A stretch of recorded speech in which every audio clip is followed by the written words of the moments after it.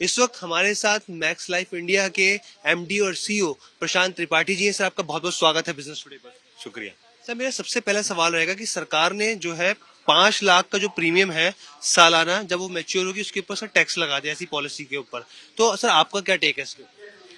ये एक सरकार का फैसला है और हम समझ सकते हैं ये क्यों किया गया है। हालांकि इंडस्ट्री के पर्सपेक्टिव से अगर ये रिव्यू किया जा सके तो बहुत ही अच्छा होगा। ये 5 लाख जो है वो जो लोग कंट्रीब्यूट करते हैं वो HNI लोग नहीं हैं, और अगर इस लिमिट को थोड़ा बढ़ा के देखा जाए और इंग्रेडिएंट देखा जाए तो हमारे ख्याल से बहुत ही अच्छा होगा।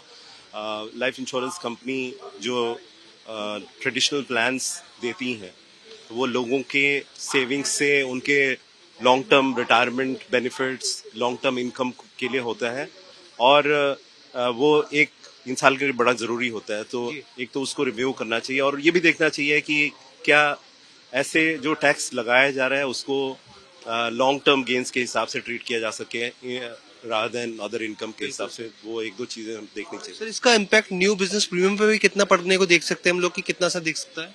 जो हमारा न्यू बिजनेस है वो हमने देखा कि करीब 8 से 9% के ऊपर उसका इम्पैक्ट था।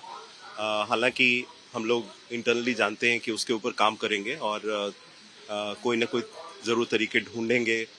2-3 चीजें मैं आपसे कहना चाहूंगा कि इंडिया एक बहुत बड़ी कंट्री है और जो हमारा टारगेट सेगमेंट जो 5 लाख से 20 लाख और 2 लाख से 20 लाख जो लोग कमाते हैं वो बहुत तेजी से ग्रो कर रहा है। तो ऐसा नहीं है कि बहुत बड़ा डेट्रीमेंटल इम्पैक्ट आएगा।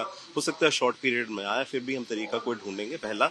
और दूसरा, आज की डेट में जो सेविंग्स था वो एक इंडिविजुअल के ऊपर था। उसका दूसरा तरीका ये है कि हम हाउस होल्ड लेवल सेविंग पे, हिंदू अनडिवाइडेड फैमिली के लेवल पे अगर हम सेविंग्स करने की कोशिश करें तो वो टैक्स का जो एडवांटेज है फिर भी क्लेम कर सकते हैं।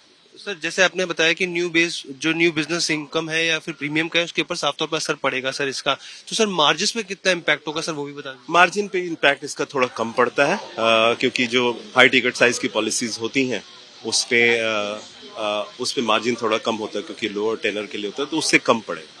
जी सर, मेरा अगला सवाल आपसे रहेगा कि सर, जिस तरीके से सरकार का ये फैसला आया है उसको आप कवर अप करने के लिए क्या क्या हम लोग देख सकते हैं कि आने वाले टाइम में मैक्स लाइफ जो इंश्योरेंस है वो क्या कदम उठा सकती है? बहुत सारे काम करेंगे हम इसके बारे में। पहले तो टारगेट सेगमेंट के ऊपर ज्यादा ध्यान देंगे, एक्सपेंशन के ऊपर ज्यादा ध्यान देंगे ताकि हम छोटे शहरों में पहुंच सकें जहां पे इनकम अभी ज्यादा हुई नहीं है।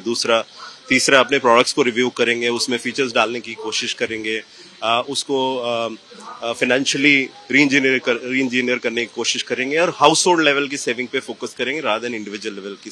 ठीक है सर, मेरा लास्ट 2 सवाल है आपसे। सबको उम्मीद थी कि भाई कोरोना के बाद सरकार जो सेक्शन 80D में कुछ बढ़ोतरी करेगी, लेकिन ऐसा हुआ नहीं सर। एक तरीके से ये भी झटका माना जाए? नहीं, झटका तो नहीं मान सकते। ये प्रोग्रेसिव एक तरीका है और गवर्नमेंट के सारे एक्शंस बिल्कुल उन्होंने कंसिडरेशन में रख के किए हैं कि कहाँ से रेवेन्यू आएगा, खर्चा कितना, इन्वेस्टमेंट कैसे होगा। तो मैं ऐसे झटका तो जरूर नहीं बोलूंगा इसको। सर, अभी हमने देखा कि आपने एक्सिस बैंक के साथ एक जो डील है वो रिवाइज करी है, तो उसका वैल्यूएशन किस तरीके से किया, मेथड क्या होगा सर?